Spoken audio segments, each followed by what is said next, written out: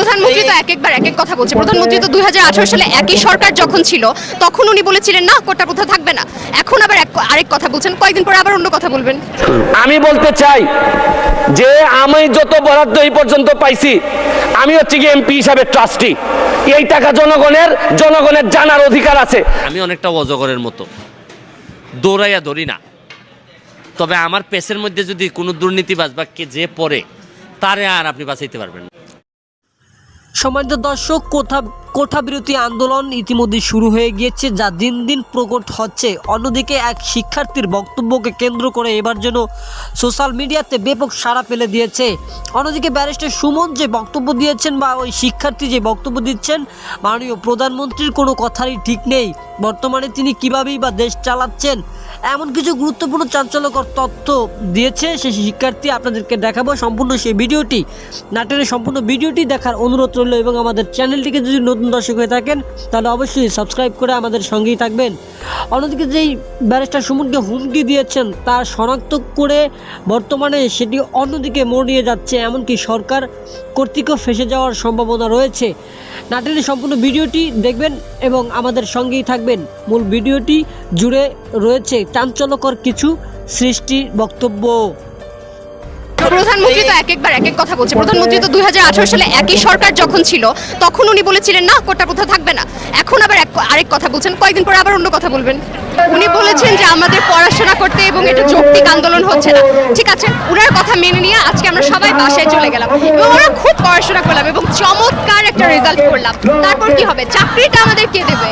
পড়াশোনার মূল কাহিনী তো এটা যে শেষ পর্যন্ত কি আমাদের একটা চাকরি করতে হবে, আমাদের তো অন্য বস্তুর একটা জোগাড় করতে হবে।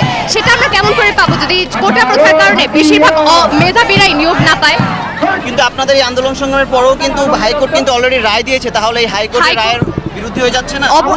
হাইকোর্ট যেই রায়টা দিয়েছে সেটা যদি সংবিধানের সাথে সাংঘর্ষিক হয়, আমি আপনাকে বলছি সংবিধানের অনুচ্ছেদ 19, 29, 28, 23 এই সকল অনুচ্ছেদে লেখা আছে যে সমতার কথা, এবং শুধুমাত্র এটা ব্যতিক্রম হবে যখন তারা অনগ্রসর জনগোষ্ঠী, যেমন প্রতিবন্ধী বা এথনিক মাইনরিটি। মুক্তিযোদ্ধারা কি সেটা? অবশ্যই না, তারা ভাতা পাচ্ছে, তারা বিভিন্ন সুযোগ সুবিধা পাচ্ছে। তাহলে হাইকোর্টের রায়টাই হয়ে যাচ্ছে সংবিধানের সাথে সাংঘর্ষিক, এই রায় বাতিল করবে। আন্দোলন থেকে হাইকোর্ট তার রায় পরিবর্তন করে না, কি বলবেন? আন্দোলন, আচ্ছা হাইকোর্ট কাদের জন্য? আমার প্রশ্ন, হাইকোর্ট নিশ্চয়ই আমাদের জন্য, সাধারণ জনগোষ্ঠীর জন্য।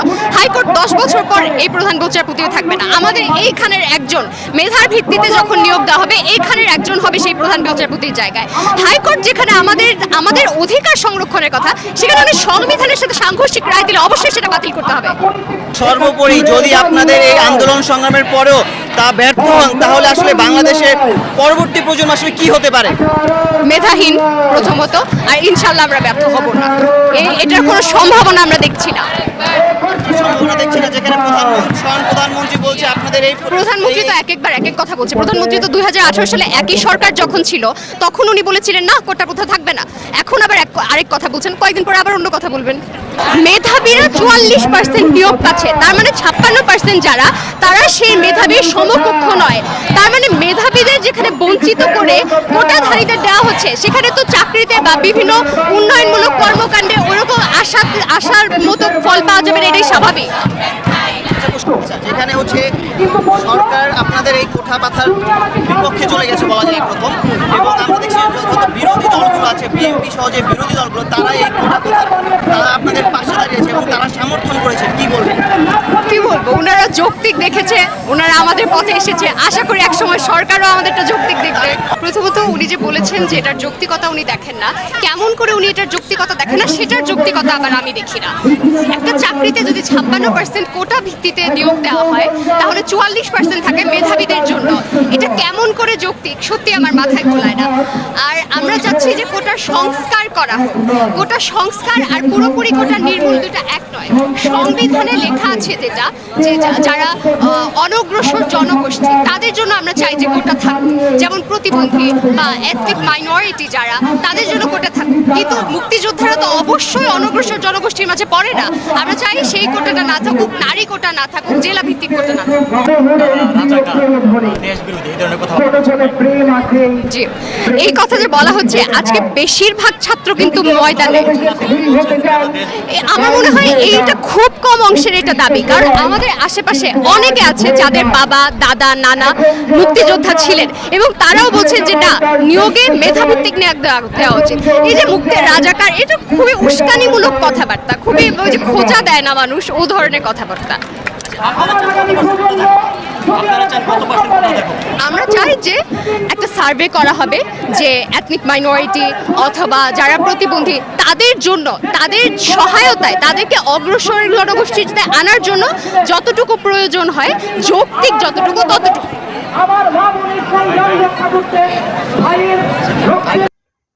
মাননীয় স্পিকার, একজন সংসদ সদস্য আমার ব্যাপারে অভিযোগ তুলছেন যে আমি যে বরাদ্দ পাই এইটা ফেসবুকে দিয়ে দিছি। 25 লক্ষ টাকার 25 কোটি টাকার কথা বলা হয়েছে।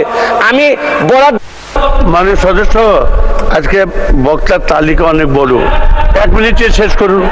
আমি শেষ করে দিব। মিনিটে শেষ করুন। আমি বলতে চাই যে আমি যত বরাদ্দ এই পর্যন্ত পাইছি, আমি হচ্ছে কি এমপি হিসাবে ট্রাস্টি। এই টাকা জনগণের জানার অধিকার আছে। আমি ফেসবুকে দিয়েছি, হয়তো প্রকল্পের জায়গায় টাকা বলছি, কিন্তু টাকার মধ্যে কোনো ব্যবধান ছিল না, কারণ নতুন জেনারেশন আপনি যা বরাদ্দ পাবেন তা জানতে চায়।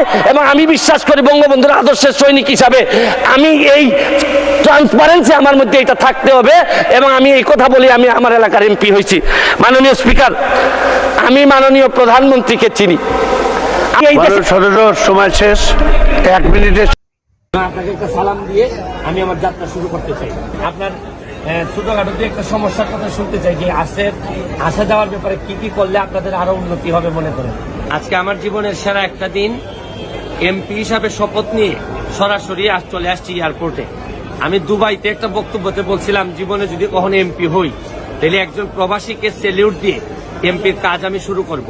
প্রবাসীদের জন্য কাজ করতে চাই এবং আমি সংসদে প্রবাসীদের জন্য আমি বিশ্বাস করি যে প্রবাসীদের ইনকামের টাকায় আমাদের অর্থনীতির চাকা ঘুরে এবং একটা বড় অবদান রাখে প্রবাসীরা। এই জন্য একজন প্রবাসীকে স্যালিউট দেওয়ার মধ্য দিয়ে এয়ারপোর্টে আসছি। এরপরে আমি অন্যান্য আমার এলাকায় যাব, কনস্টিটিউয়েন্সিতে যাব। আমি এখানে পাইছি আমার একজন প্রবাসী ভাইকে, উনি দুবাই থেকে আসছেন। আমার বললেন দুবাই থেকে আসছেন। ভাই কি নাম একটু বলবেন? কাছে নিয়ে আসেন। হ্যাঁ, আফজাল হোসেন। আপনার ছোটখাটো যে একটা সমস্যার কথা শুনতে চাই, যে আসা যাওয়ার ব্যাপারে কি কি করলে আপনাদের আরো উন্নতি হবে মনে করেন? সবগুলাই অসুবিধা। প্লেন লেট করে ডিলে করছে।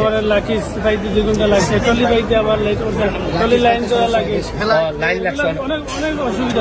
অনেক অসুবিধা, সবগুলো অসুবিধা, কোনো সুবিধা নেই। আপনার কোন এয়ারলাইন্সে আসছেন? বাংলাদেশ বিমানে আসছেন।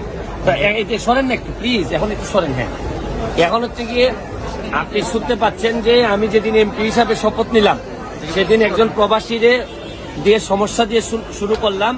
আমি ওনাকে একটা স্যালুট দিচ্ছি যে ওনাদের টাকায় আমাদের এই কিটা চলে, আমাদের এটার কৃতজ্ঞতা জানাইতে চাই।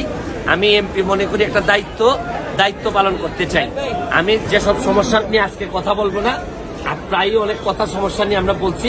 আমরা চেষ্টা করব যে মহান সংসদের মধ্যে প্রবাসীদের নিয়ে কাজ করে আমরা বাংলাদেশটা আরো বেশি, যদিও আমাদের টার্মিনাল 3 এইটাও উদ্বোধন হয়ে গেছে অলরেডি, তো কাজ অলরেডি ফাংশনিং আসতে আর কিছুদিন দেরি হবে। এইটা হয়ে গেলে আশা করি বঙ্গবন্ধু কন্যার জননেত্রী শেখ হাসিনার নেতৃত্বে যে কাজগুলো হচ্ছে এগুলো আরো বেশি